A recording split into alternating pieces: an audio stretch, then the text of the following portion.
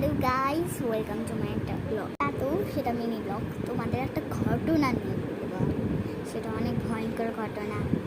সেটা আমি একটা ভূতের গল্প পড়েছি। একদিন হাবু তার নাম হাসান। সে মাঠে ঘুরতে বের হলো, মানে সকালবেলায় বাচ্চাদের সাথে খেলতো। রাত হতে হতে সে একটা কাকতাড়ুয়া সে ওটাকে কাছে গেল। সে তারপর জ্বলতে থাকলো, জ্বলতে মারা গেল। সবাই দৌড়িয়ে বাসে গিয়ে মাকে ডাক দিয়ে বলল। মারে সে দেখে সত্যি হাসান মারা গিয়েছে। হাসানকে আর দেখা যাচ্ছে না। হাসানকে ওরা মানে বুঝছে না, হাসানকে দেখা যাচ্ছে না। বলছে সত্যি? তাহলে হাসান মায়ের ফোন দিয়ে বলো। হাসান মাকে ফোন দিয়ে বললো। ও সারা দেশের খবর দিয়ে ও খুচরো পেল না। হ্যাঁ, পেল না। তারপর সারা দেশে একটা খবর ও ছবি, খবর জানিয়ে দেওয়া হলো, সবাই জানে। ছবিও লাগানো পর্যন্ত। হাসান আমার ছেলেটা কোথায় আছে খুঁজে পেল না।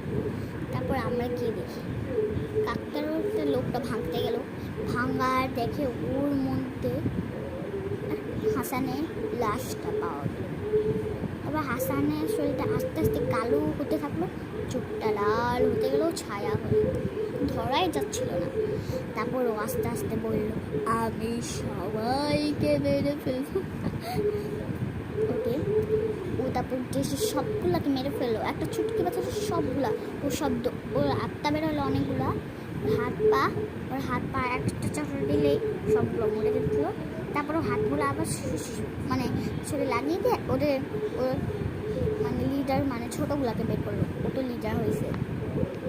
তারপর পুরো সারা দেশ মৃত্যু, পুরা বাসা কোনো বাসা নেই, মসজিদ নেই। তারপর আমাদের উল্টাতে হয়ে গেল দেশটা নীরব ছিল।